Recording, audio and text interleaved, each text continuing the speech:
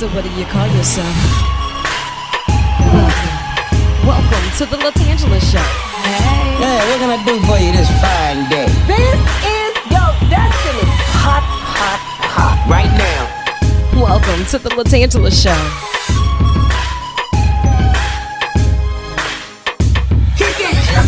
Come on in and enjoy yourself. Right now. We gon' party like no one else. Welcome to the LaTangela Show.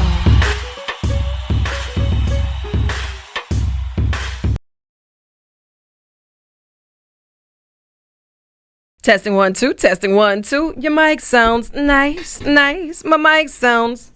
That was your cue to hit the nice. Nice. Yeah, there you go.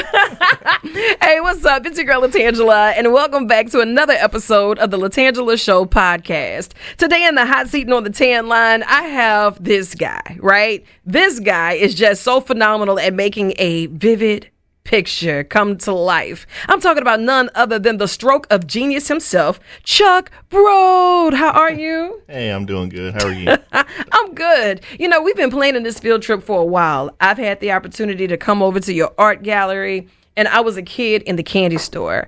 And it just led me to more questions that needed more answers. So thank you so much for taking time out of your schedule to be here today. Hey, thanks for having me. I really appreciate it. Anytime. I know that you're getting out of here to go do some more work soon, right? Yes, ma'am. I'm packed. I have my Crayolas. I don't know if that's going to come in handy or not. Chuck, how did you know that you wanted to enter the world of art? You know, like sometimes I'll sit here and I'll doodle and I'll color and I think it's really pretty. It's not good. It's nowhere near Chuck Braud. But at what point did you know that this was more than just a passion? It was a purpose for you? Always like drawing, sketching, and it's basically a God-given talent. Yeah. And over the last 10 years, been doing more painting and all. And 2.5 years ago, where I was at, I knew I wasn't happy and had no purpose there. Yeah.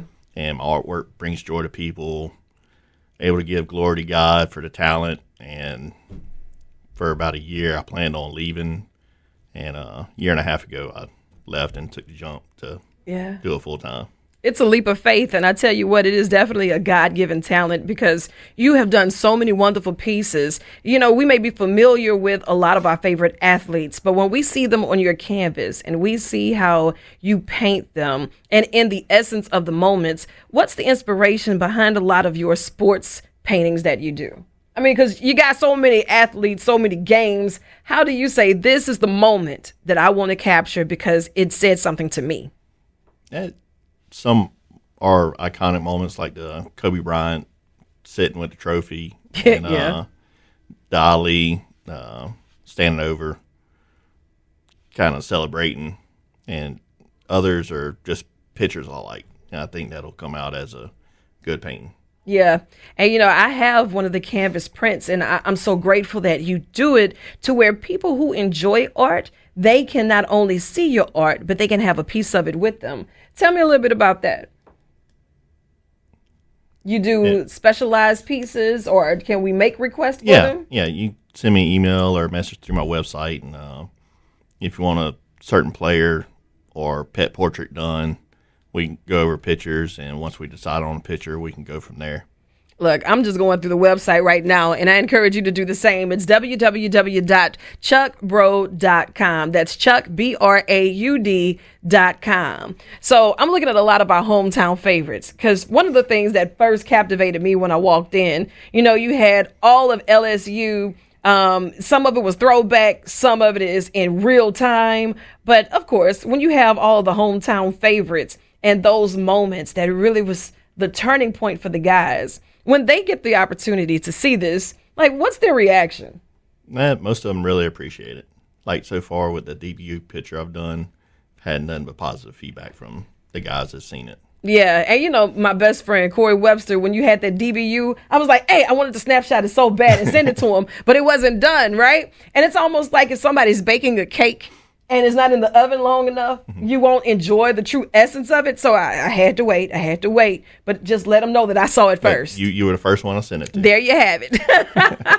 And just walking through the gallery, it was almost like a time capsule when we see the limited edition of the Kobe Bryant original oil painting that you did, the story of all of his fans remembering the triumph that he had in that moment. Like, it wasn't just a game, that was a dog fight. You know, and to captivate this man sitting here in a still, quiet moment in a corner, just him and his jacket, him and his trophy, lights out. Now I can go home. Yeah, his Jeff Hamilton jacket I like painting tons of colors, but it was definitely a challenge.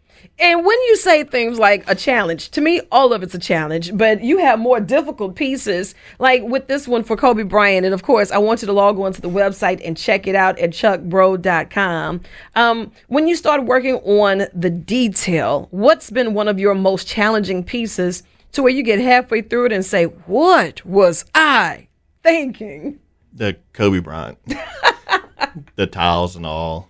And, in the end of the day, I'm just painting the colors I see, and it turns out to be a reflection of him in a trophy or reflections in his face mask on a Jefferson. And I'm not trying to paint the trophy. I'm just painting colors. That's how I look at it. And, you know, I love to hear the story behind the story.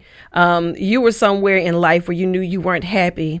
Painting is a set of freedom for you, but you also mentioned that it makes others happy. So there's a joy behind the purpose and the passion that you're doing with this. To that artist who very well may think that it's just a hobby, it won't take them anywhere, it's not worth the jump, it's not worth the leap of faith, what would you tell them today? If you truly believe it's your purpose, and no matter what you're doing, artist or any field, just if that's the plan that God has, go for it. You know? Absolutely. You know, because I've seen your work take you across the world. I know that you do wall murals. I know that you will be in your studio painting. But when we start talking about Indy 500 project and racing artwork, the network is starting to look a lot different here. Yes, Tell me a little bit about that experience, because you're so humble and reserved. I get excited. I walked in there and I saw the car on the wall. I was like, oh, that's bad. I like it. He's like, yeah, you know, I was out there just painting while there. I was like, whoa, what? Run that by me again? Tell me about this experience. Buddy of mine I met through social media. We met in person a few years back at Racing Nashville. Darren Jack, he owns Racing Hall of Fame collection. We decided to do something special. At first, he mentioned a few paintings for the Indy 500 last year.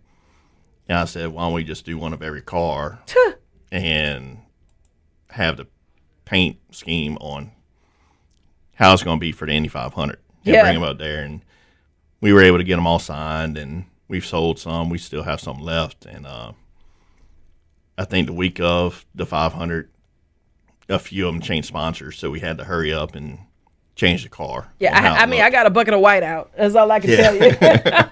Man, wait, I wasn't even thinking of that, though. Like, for those type of moments when you have to make drastic changes, do you have to stop and start over? It really didn't have to start over. We just had to, I was able to paint over some of the car. Okay. Yeah. Okay. And that was a really fun 2.5, 3 weeks up there. I bet it was. That's talking about taking your art from a hobby to a passion to paving the way for so many others. You know, it's not just about going there, taking the picture of the car.